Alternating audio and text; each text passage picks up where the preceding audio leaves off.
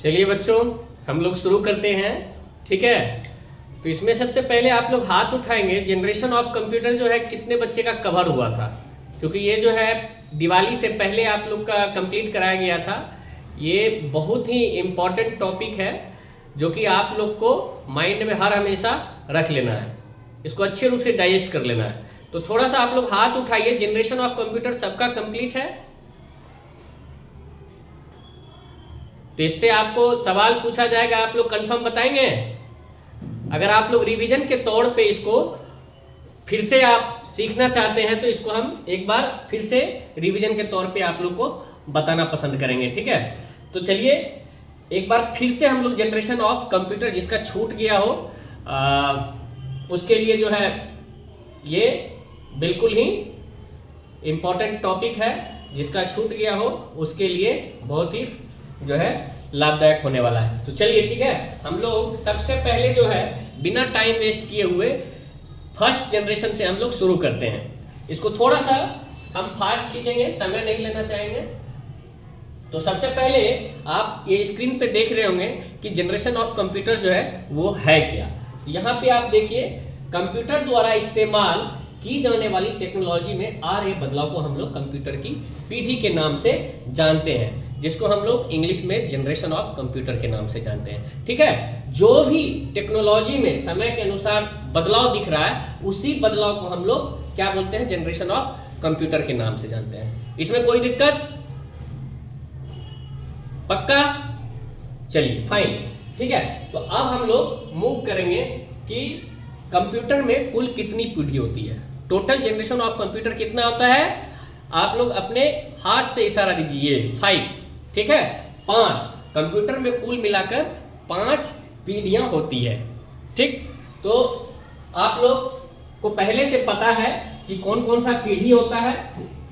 ये आपके स्क्रीन पे दिख भी रहा होगा कि सबसे पहला जो है आपका ये है फर्स्ट जनरेशन।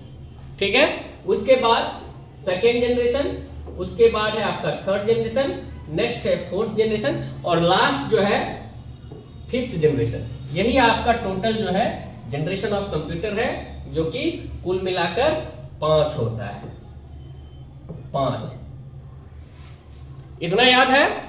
इतना आप लोग अच्छे से डाइजेस्ट कर लेंगे, इसमें कोई भी डाउट? पक्का? चलिए फाइन। तो ठीक है, अब हम लोग मूव करते हैं कि फर्स्ट जनरेशन क्या है, उसके बाद हम लोग एक एक करके सब कुछ सीखेंगे।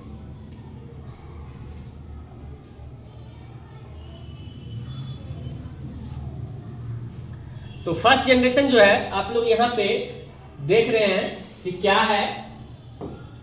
बहुत बच्चे जो है इसको अच्छे रूप से डाइजेस्ट कर लिए होंगे। जो नहीं डाइजेस्ट कर पाए हैं उसके लिए और भी अच्छा है, ताकि आपका ये कवर हो पाए। रिवीजन के तौर पे हम पढ़ा रहे हैं। तो यहां पे आप देख सकते हैं फर्स्ट जनरेशन जो है, पहला पॉइंट हम लोग इसको देखेंगे कि कंप्यूटर की प्रथम पीढ़ी का समय 1940 से 1956 तक था। कब से कब तक चला? 1940 से 1956। लास्ट में आप लोग से क्वेश्चन पूछा जाएगा इसी सेशन के बाद। ठीक है, लास्ट में। इसलिए आप लोग अच्छे से ध्यान दें, जो भी पढ़ाया जा रहा है उसको अच्छे रूप से जो है डाइजेस्ट करें। तो फर्स्ट जनरेशन का जो समय है, प्रथम पीढ़ी का समय 1940 से 1956 तक था। अब इसमें मेन पॉइंट क्या है? मेन पॉइंट है वैक्यूम ट्यूब। क्या है? वैक्यूम ट्यूब के बारे में हम लोग सीखेंगे। उससे पहले आप इसके बारे में जान लें कि फर्स्ट जनरेशन का कंप्यूटर जो है कैसा होता था। पहली पीढ़ी के कंप्यूटर की साइज इतनी बड़ा हुआ करती थी कि उसे रखने के लिए एक रूम की जरूरत पड़ती थी।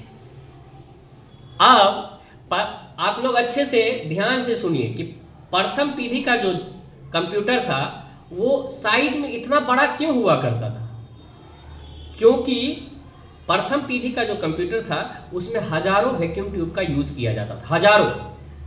इसलिए उसका जो है आकार में, साइज में थोड़ा सा बड़ा हुआ करता था। उसको रखने के लिए एक रूम की जरूरत पड़ती थी, कमरे की जरूरत पड़ती थी, जिसको हम लोग हिंदी में बोलते हैं। ठीक है, और यही आप ये नेक्स्ट पॉइंट देखिए, इन कंप्यूटर में कांच के बने वैक्यूम ट्यूब का इस्तेमाल किया जाता था। अभी हम इससे पहले एक्सप्लेन किए, कांच का बना वैक्यूम ट्यूब, ठीक है। यहाँ पे आपको हम थोड़ा इंग्लिश में लिख भी देते हैं, ये हिंदी में लिखा हुआ है वैक्यूम ट्यूब, इंग्लिश में भी लिख दे रहे हैं, VACCUM वैक्यूम ट्यूब। यही वैक्यूम ट्यूब जो है कांच का बना होता था, और इसी वैक्यूम ट्यूब मतलब हजारों वैक्यूम ट्यूब का यूज किया जाता था किसमें, प्रथम पीढ़ी के कंप्यूटर में, जिसके वजह से प्रथम पीढ़ी का कंप्यूटर साइज में बहुत ही बड़ा हुआ करता था, जिसको रखने के लिए एक रूम की जरूरत पड़ती थी, ठीक है। लास्ट पॉइंट वही बोल रहा है, हजारों वैक्यूम ट्यूब की वजह से इसका आकार काफी बड़ा हुआ करता था। इसमें कोई डाउट? देखिए, ये जनरेशन ऑफ कंप्यूटर पे आपका बहुत ज़्यादा क्लास लिया जा चुका है, हम रिवीजन के तौर पे हम इस क्लास को फिर से ले रहे हैं, क्योंकि छुट्टी के बाद जो है हमारा क्लास जो है फर्स्ट क्लास है, इसलिए हम इसको रिवीजन के तौर पे आप लोग को बता रहे हैं। इसलिए प्रयास कीजिए इसको अच्छे रूप से आप लोग डाइजेस्ट कीजिए, कर लेंगे ना डाइजेस्ट, पक्का? कोई पूछेगा तो आराम से जवाब दे दीजिएगा। चलिए, नाइस। तो ये आपका फर्स्ट जनरेशन था, मुझे उम्मीद है कि आप लोग इसको अच्छे से सीख लिए। नेक्स्ट हम लोग मूव करते हैं दूसरी पीढ़ी कंप्यूटर का, ठीक है, जिसको हम लोग इंग्लिश में बोलते हैं सेकेंड जनरेशन ऑफ कंप्यूटर। अब इसके बारे में हम लोग सीखते हैं बच्चे। सेकेंड जनरेशन ऑफ कंप्यूटर जो है, सबसे पहले इसका हम लोग समय देखेंगे, कब से कब तक चला। पहला चला 1940 से 1956 तक, ये याद है आप लोग को फर्स्ट जनरेशन का समय। सेकेंड जनरेशन का समय है 1957 से 1963 तक। इसको हम लोग इंग्लिश में पढ़ेंगे 1957 टू 1963, राइट? ये दिख रहा है, ये समय दिख रहा है आप लोग को, समय दिख रहा है। तो ये समय जो है 1957 से 1963 तक जो समय है, किसका है? सेकेंड जनरेशन ऑफ कंप्यूटर, दूसरी पीढ़ी का समय। अब इसमें क्या इंपॉर्टेंट चीज है, ये हम पॉइंट पढ़ते हैं। इस कंप्यूटर में वैक्यूम की जगह ट्रांजिस्टर का इस्तेमाल किया गया, ट्रांजिस्टर का इस्तेमाल किया गया, जिसकी वजह से यह पहली पीढ़ी की कंप्यूटर के तुलना में छोटे और तेज होते थे। अब इसको हम अच्छे से समझेंगे, ये पॉइंट बोल क्या रहा है, ठीक है। तो इससे पहले आप लोग ध्यान दीजिए, थोड़ा सा पीछे जाइए, फर्स्ट जनरेशन के कंप्यूटर को याद कीजिए, हमने क्या पढ़ाया। फर्स्ट जनरेशन के कंप्यूटर में हम लोग वैक्यूम ट्यूब के बारे में पढ़े। वैक्यूम ट्यूब जो है किस चीज का बना होता था? कांच का, और हजारों वैक्यूम ट्यूब का यूज किया जाता था प्रथम पीढ़ी, जिसकी वजह से जो है फर्स्ट पीढ़ी का जो कंप्यूटर था उसका आकार बहुत बड़ा हुआ करता था, उसको रखने के लिए एक रूम की जरूरत पड़ती थी, एक कमरे की जरूरत पड़ती थी। उसी को सॉल्व करने के लिए, उसी आकार को छोटा करने के लिए वैक्यूम ट्यूब के जगह क्या इस्तेमाल किया गया? ट्रांजिस्टर। दूसरी पीढ़ी में क्या इस्तेमाल किया गया? ट्रांजिस्टर, जिसकी वजह से यह पहली पीढ़ी के कंप्यूटर की तुलना में छोटे और थोड़ा तेज भी हुए। ये समझ में आया? यस और नो? प्लीज कंफर्म, हाथ उठा के आप लोग कंफर्म कर सकते हैं। चलिए, वेरी नाइस, ठीक है। तो थोड़ा सा हम लोग यहाँ पे जो इंपॉर्टेंट पॉइंट है उसको भी हम लिखते चलेंगे। ये इसका समय है 1957 से 1963 तक। आप सेकेंड जनरेशन में क्या यूज किया गया? सेकेंड जनरेशन में यूज किया गया ट्रांजिस्टर। ट्रांजिस्टर इंग्लिश में लिख देते हैं,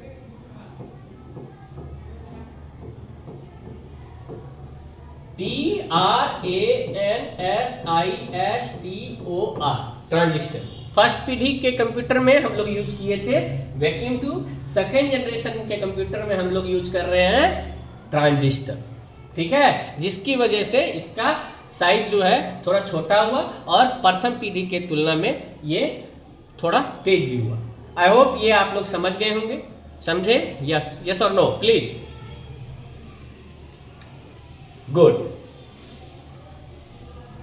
आप लोग बहुत अच्छे बच्चे हैं, प्यारे बच्चे हैं, अच्छे से सीख रहे हैं, अच्छे से समझ रहे हैं और मुझे खुशी भी हो रही है। मुझे उम्मीद है कि इसी तरह जो है आप लोग अच्छे से बैठेंगे और अच्छे से सुनेंगे ताकि आपके लिए जो है सभी सेशन फायदेमंद रहे। चलिए गुड, नेक्स्ट हम लोग मूव करते हैं तीसरी पीढ़ी कंप्यूटर। ठीक है, थर्ड जनरेशन ऑफ कंप्यूटर के बारे में हम लोग सीखेंगे। फर्स्ट हम लोग समझ गए, सेकेंड हम लोग समझ गए, थर्ड हम लोग सीखने वाले हैं। चलिए, इसमें कुछ भी नहीं है, एक दूसरे से रिलेट करके देखिए। जितना भी कंप्यूटर का पीढ़ी है ना, सबको एक दूसरे से रिलेट करके देखिए, आप लोग भी अच्छे से सीख जाएंगे। तो इसको हम लोग देखेंगे। सबसे पहले इसके समय के बारे में हम लोग देखते हैं कि ये तीसरी पीढ़ी का जो कंप्यूटर है कब से कब तक चला। तीसरी पीढ़ी का कंप्यूटर जो है 1964 से 1971 तक चला। राइट, चलिए ये इंपॉर्टेंट पॉइंट है, थोड़ा सा बड़ा करके हम लोग जो है इसको लिख दे रहे हैं। ठीक है, 1964 से 1971, इसको हम लोग इंग्लिश में पढ़ेंगे 1964 टू 1971। ठीक है, अब जो है इसमें सेकेंड जनरेशन में क्या यूज हुआ, थोड़ा सा याद कीजिए, थोड़ा सा पीछे जाइए, एक स्टेप पीछे जाइए, जैसे पीछे जाइएगा आप सेकेंड जनरेशन में चले जाइएगा। ठीक है, तो आप थोड़ा सा सेकेंड जनरेशन में याद कीजिए कि सेकेंड जनरेशन में क्या यूज किया गया, क्या इस्तेमाल किया गया था, ट्रांजिस्टर। अब थर्ड जनरेशन में उसके जगह पे क्या यूज किया गया, कंप्यूटर की तीसरी पीढ़ी में इंटीग्रेटेड सर्किट का इस्तेमाल किया जाता था, जिसकी वजह से कंप्यूटर की साइज दूसरी जनरेशन के कंप्यूटर की तुलना में काफी कम थी। जाहिर सी बात है, इसमें हम लोग क्या यूज की, चिप। उस चिप का क्या नाम है, integrated circuit. Very very important, जो हम यहाँ पे लिख रहे हैं आपको साइड में, इसको आप लोग अच्छे से लिख सकते हैं आप लोग अपने नोटबुक पे। ठीक है, इंटीग्रेटेड सर्किट, इंटीग्रेटेड सर्किट।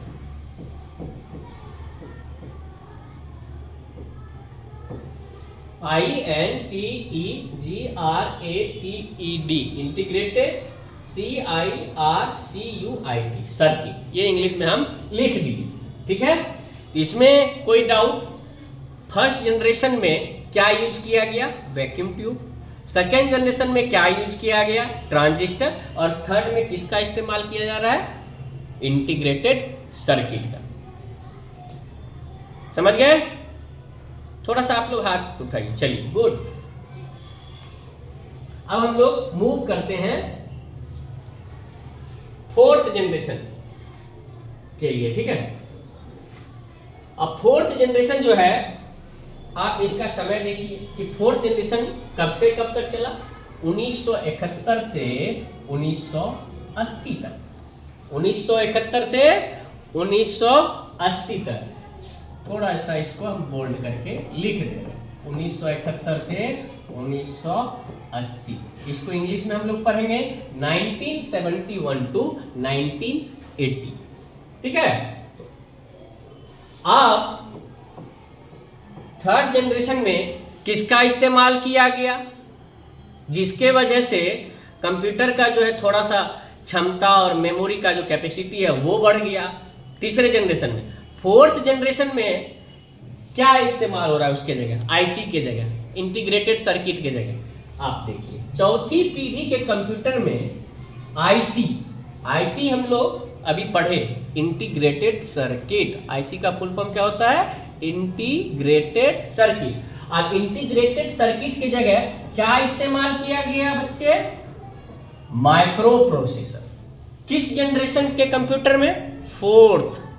ठीक है, फोर्थ जनरेशन के कंप्यूटर में माइक्रो प्रोसेसर का इस्तेमाल किया गया। इसको हम थोड़ा इंग्लिश में लिख देते हैं, आप लोग भी लिख सकते हैं, माइक्रो प्रोसेसर। ठीक है, MICROPROCESSOR,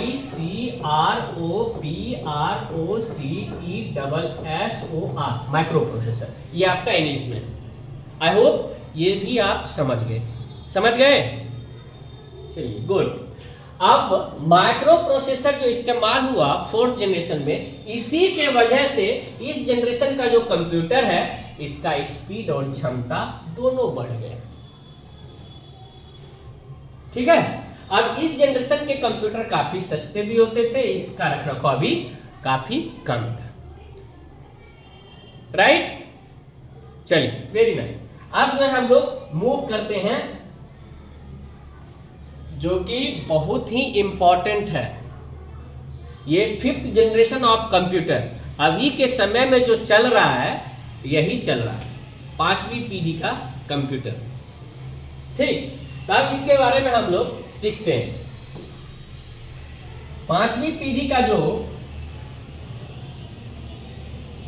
ये कंप्यूटर है, इसका समय कब से कब तक है? 1981 से वर्तमान तक। ठीक है, 1981 टू टिल नाउ। ठीक है, 1981 से 1981 से वर्तमान तक, 1981 टू टिल नाउ, इंग्लिश में लिख देते हैं।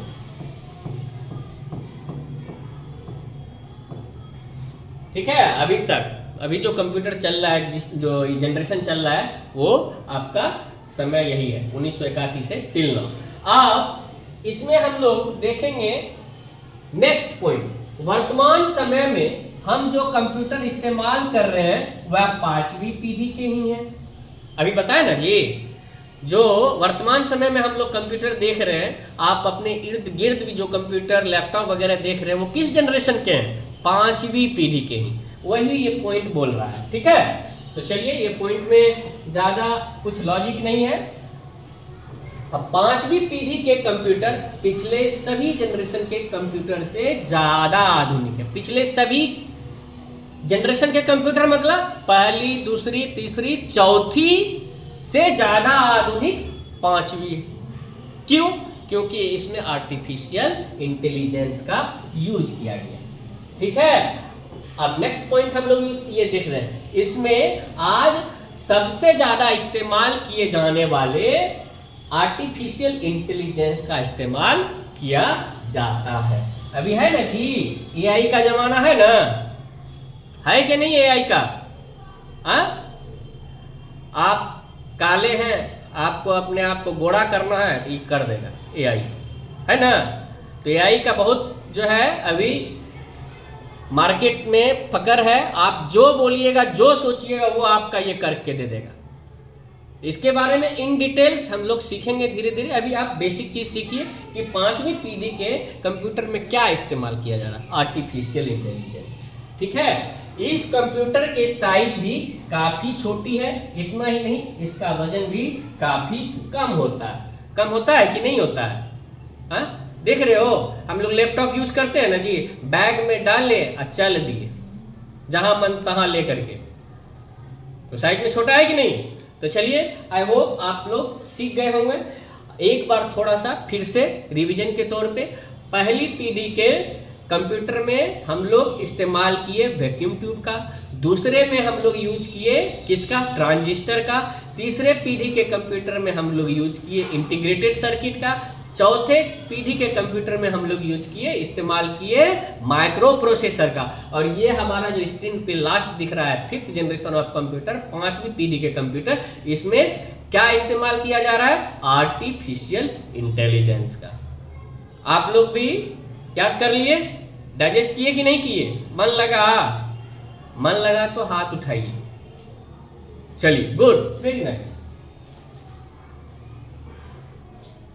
अब हम लोग नेक्स्ट स्लाइड के लिए मूव करते हैं। ये जो स्लाइड आप देख रहे हैं, ये स्लाइड वेरी वेरी इंपॉर्टेंट है। जितना आप पढ़े अभी, बस एक ही फिगर में सब कुछ फर्स्ट जनरेशन से लेकर के 5th जनरेशन तक, ये आप समझ गए तो समझ गए, मतलब समझ लीजिए कि आप सब कुछ सीख लिए, 5 जनरेशन अच्छे रूप से डाइजेस्ट कर लिए। इस फिगर को आप लोग देखिए, ठीक है। आप यहां पे देख सकते हैं, ये जो है इस साइड में, लेफ्ट साइड में, ये फर्स्ट जनरेशन का कंप्यूटर है। फर्स्ट जनरेशन के कंप्यूटर में थोड़ा सा याद कीजिए कि वैक्यूम ट्यूब का यूज किया जाता है। वो वैक्यूम ट्यूब किस चीज का बना हुआ था?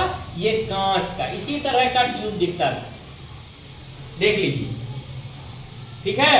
यही है आपका फर्स्ट जनरेशन में वैक्यूम ट्यूब का इस्तेमाल किया जाता है। सेकेंड जनरेशन में आप लोग ये क्या पढ़े? ट्रांजिस्टर का इस्तेमाल किया। ट्रांजिस्टर कैसा दिख रहा है? ट्रांजिस्टर आप देख लीजिए, यही पिन के जैसा, ठीक है। इसी तरह का ट्रांजिस्टर आपको दिखने के लिए मिलता था सेकेंड जनरेशन के कंप्यूटर में। थर्ड जनरेशन के कंप्यूटर में हम लोग क्या सीखे? Integrated circuit. अब ये आईसी किस तरह का दिखता था? ये चिप के तरह होता था, ये इस तरह का चिप दिखता था, ठीक है। इसी का नाम जो है आपका क्या था? इंटीग्रेटेड सर्किट, जिसको हम लोग किस जनरेशन के कंप्यूटर में इस्तेमाल किए? थर्ड जनरेशन के, ठीक है। फोर्थ जनरेशन में हम लोग पढ़े, क्या पढ़े? Micro processor.